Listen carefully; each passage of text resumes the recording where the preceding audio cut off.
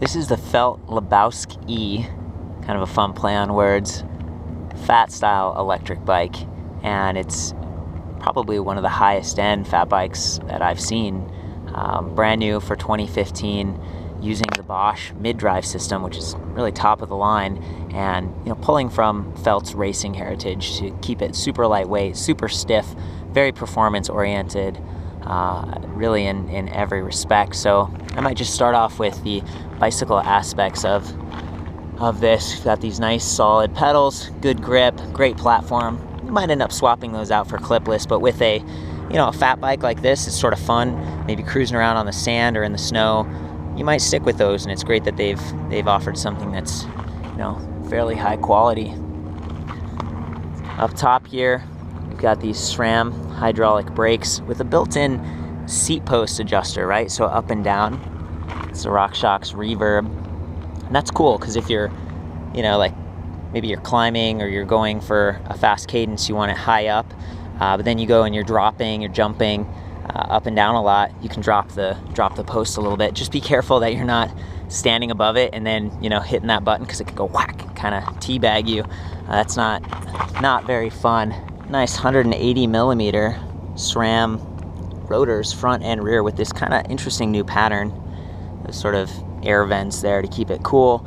Neat thing about this bike is that it has thru-axles front and rear with quick release. And check out those rims. They're like cutaway to reduce the weight, but they're sort of honeycombed, if you see in there, for strength. So again, just that emphasis on lightweight but stiff and strong. This bike comes in 3 sizes: small, medium, and large. This is the small 16-inch, and a little small for me. I'm about 5'9", but still feels really solid. It's neat that you can fit this to yourself for the best ride quality. And the tires on this, looks like you got the Schwab, what is this? Jumbo Jims. Yeah, that's right. 26 by 4. 4 is that super fat diameter there. Good knobby, pretty thick knobs compared to some of the other fat bikes that I've seen. Maybe they'll wear a little bit more slowly. At the back of the bike, we've got threaded bosses for adding a rack if you wanted to, and that's pretty cool, just in case you're wanting to carry stuff around.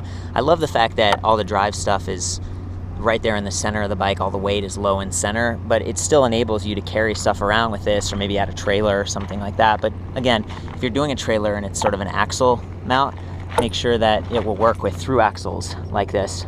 So we've got SRAM 11-speed cassette in the rear, just really clean, kind of cut away, again, to reduce weight.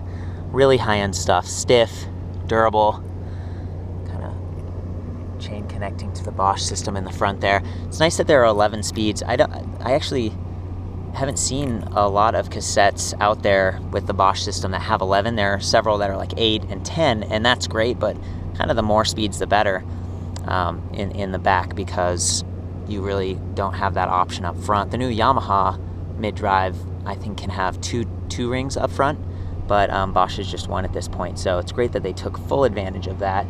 If you look at the welding, it's all smooth welded on all of these joints all across the bike, which just looks really nice, but it's also TIG welded, really solid, kind of a aluminum alloy frame here.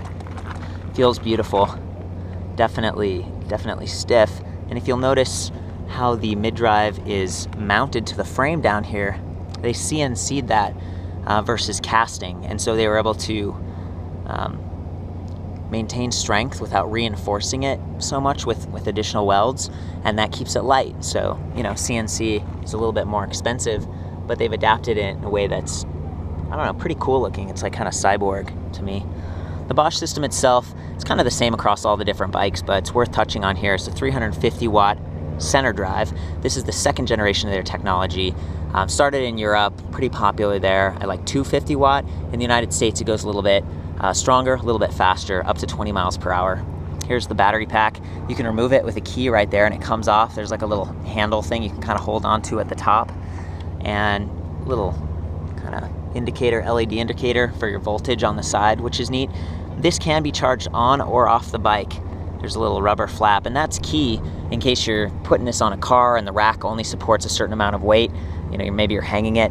Taking off the battery is really going to help you. You can't remove the motor as if it was in maybe like a hub hub motor setup, you could take the wheel off. You can't remove the motor very easily on a system like this, but again, it's more balanced, and that makes changing flats and truing your wheels a lot easier. So those are the kind of the trade-offs with a mid-drive system. Also, it's just efficient.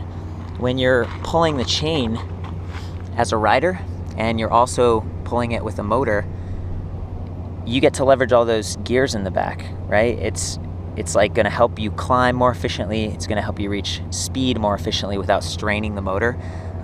You're really leveraging the drivetrain, which is nice, and that helps these go a lot further than other electric bikes. So that is cool. That's the Bosch Power Pack 4 right there, lithium-ion cells, reliable, lightweight. And here's the display panel, which is removable, by the way. You can press the little thing on the back and slide this off.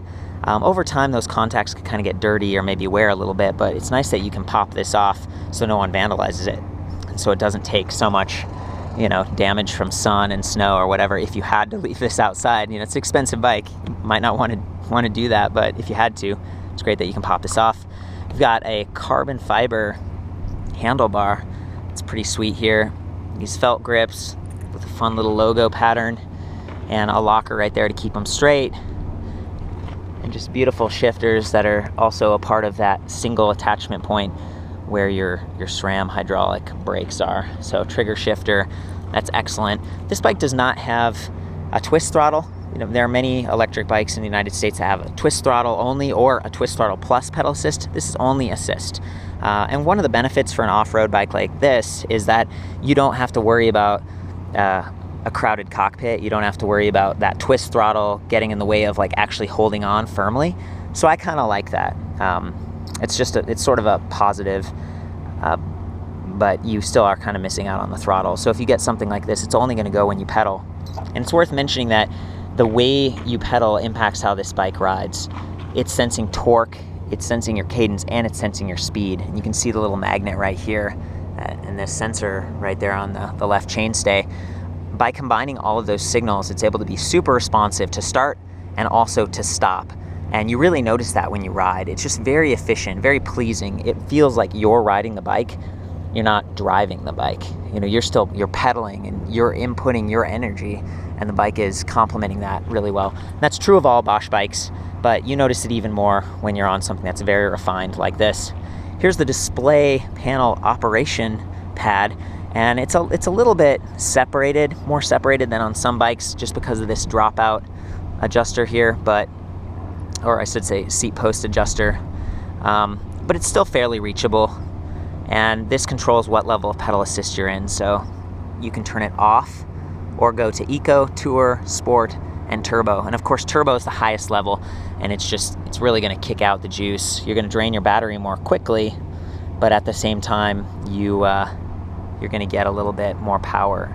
So I usually ride in Eco or Tour. I rarely go up to Sport or Turbo, but of course, when you're at a demo event or something, it's fun to really, hear the motor going and stuff. So maybe it's a good time to hop on and just show you what this looks like and sounds like when it's being ridden. Again, this is a small and maybe a little bit small for me, but it's nice that they have different sizes available.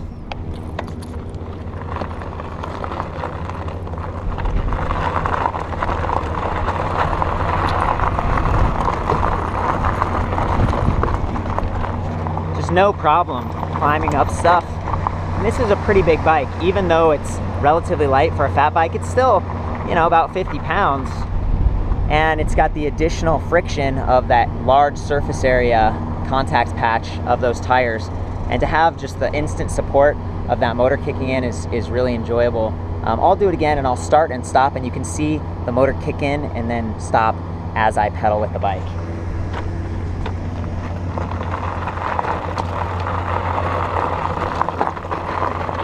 It's almost instantaneous. And you might also notice that, as we were talking about, when you activate the brakes on these bikes, the motor detects and also cuts out. So very intelligent system.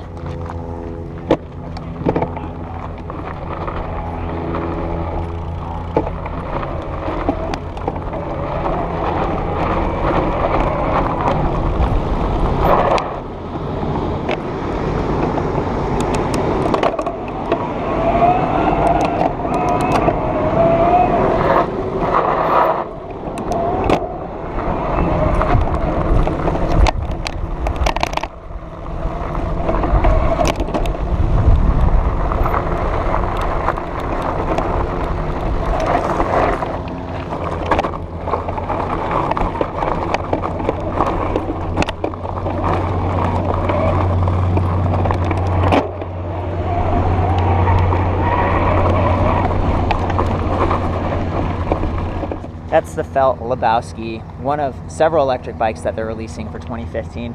Really top of the line stuff.